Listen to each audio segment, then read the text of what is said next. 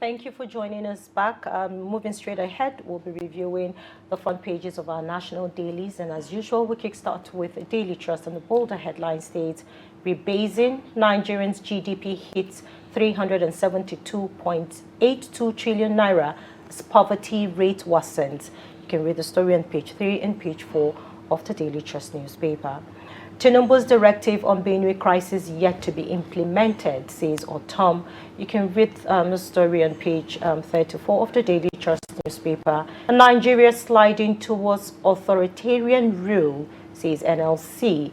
The full story is on page 12 of the Daily Trust newspaper. Police pensioners hold protest in Abuja, Kwara Plateau, others. The story is on page 6 of the Daily Trust newspaper. And then we have Ganduje's replacement tops agenda as APC holds NEC meeting Thursday. The story is on page 5 of the Daily Trust newspaper. And then we have Abuja demolition, victim dies hours after. You can read the story on page 20 of the Daily Trust newspaper. Northeast to pay highest rate in proposed electricity tariff hike. You can read the story on page 23 of the Daily Trust newspaper. And lastly, on the Daily Trust, we have 2027 PDP NEC to review report on zoning a national convention. You can read the story on page 13 of the Daily Trust newspaper. Do well to grab yourself a copy of the Daily Trust newspaper. Hawa? All right, next up we have The Guardian right in front. We have electricity tariff imbalance triggers new subsidy inefficiency debates. That's on page 6 of The Guardian newspaper. At the top left, we have Shettima laments depletion of 90% forest cover. And we have 2027 PDP declares Tinubu bad product, convenes 101st NEC meeting. That's on page 3 of the Guardian newspaper. We have Awujali's burial. There'll be grave repercussions, says Ogun traditional chief. At the bottom, we have IGP pledges reform as retired officers protest poor pension under contributory scheme. That is on page 6 of the Guardian newspaper. Confusion in LP as Dati walks tightrope amid factions coalition moves. We have Falana Sani fault Kemi Badenoch over citizenship claim. Nigeria's GDP hits 373 trillion naira, remains fourth biggest in Africa after rebasing. States FCT's unutilized 250 billion naira education grants worry back. You have court orders forfeiture of $222,729 recovered from Chinese national. That is on page 7 of the Guardian newspaper. Please grab yourself a copy and stay informed. Okay, let's move straight ahead. Joining us to review some of the headlines on the pages of today's newspapers is Dr. Theophilus Abba, the Programs Director, Daily Trust Foundation. It's always a pleasure to have you reviewing the national dailies with us this morning. Good morning. So let's look at the headline on Daily Trust. This one caught my attention. Tinubu's directive on Benue crisis yet to be implemented, says Autumn. What are your thoughts on that, being that the president is,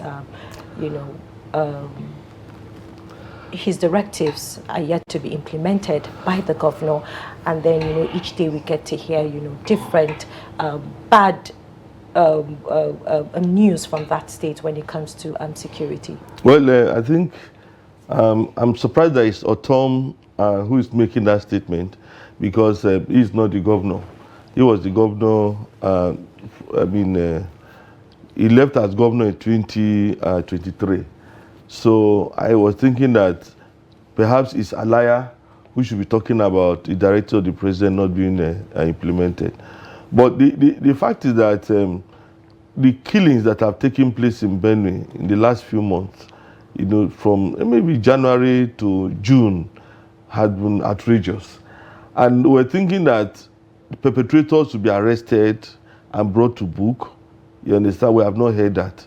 And instead, we hear once in a while, people saying, oh, the killers entered a particular community, they killed so and so persons, killed this. We still hear about these killings here and there. And that's why he's saying that, look, the directive by the president has not been properly implemented.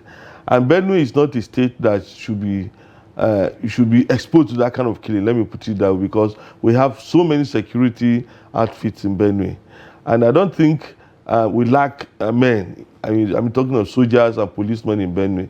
So if the president has given the directive, there has to be a follow-up. You know, I expect that the service chiefs, you know, should give instructions to the people on ground to implement what the president has asked them to do. Because we cannot afford to be talking about killings on a daily basis. You know, every day you hear about killings in Benue, villages destroyed, burned down. I mean, massive killings and all this. And so it's quite unfortunate that that is happening. In fact, even Tom actually be talking from experience, because his own village was invaded. You know, the Secretary General of the Secretary of the Federal Government of the Federation, you know, his own village too was attacked. You know, so you hear deliberate attacks by these bandits. You know, if you made any statement that was contrary to their interest, they will go to your village. I wish me that they have so much liberty. Of course. And I don't think criminals should not have such liberty. I thought criminals should be hiding, you know, but they have liberty, they go around, they do whatever, they feel like doing. That is not how to run the country. All right. Mr. Theophilus, let's look at this. NLC says Nigeria is sliding towards authoritarian rule. And I like to put it together with, the protest that just happened with police pensioners that held protests in Abuja, Kwara, Plateau, as well as some states in Kano and other places as well. So when you look at that with the lack of payment of their pension, and then NLC calling, that Nigeria is sliding towards authoritarian rule. What is your take on it? Well, there are two things. You know, the issue of the pensioners, yes. You know, it has been there. Mm-hmm. And it's actually because of the way we migrated from the pension system, where the federal government was actually paying gratuities and pensions. You know, previously the government will pay your gratuity when you complete 35 years. Then you will now be enrolled on pension. You still be collecting money from the federal government. But I think in 2005, 2006, they had a new pension rule that said that where you work, you contribute. Now the problem we have now is this. You see, if you had contributed, let's say 5 million, let's say you have contributed 10 million to the pension scheme. Now, and with the devaluation of the naira, maybe at the end of every month, you get, let's say, 40,000, because that pension money is supposed to be calculated in such a way that over a period of maybe 20 years, you are still collecting money, your pension. Now, if you collect 40,000 at the end of the month, it doesn't take you anywhere. Now, and that is why the policemen are complaining. Senior officers, at the end of the year, they collect, let's say, maybe 100,000, some 70,000, 80,000, 100,000. And if you go to the market with 70,000, 80,000, it takes you nowhere. But if you were collecting, let's say, 70,000 as your pension, let's say in 2005, you know, it meant something. If it was 100,000 as your pension in 2005, it meant something. What I'm driving at is this.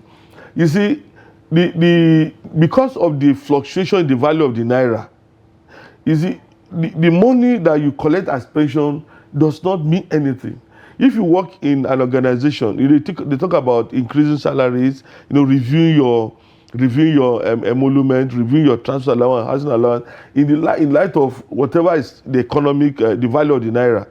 But now, because you are talking about pension, you know, this thing is something that you have contributed. It is there with your fund administrators.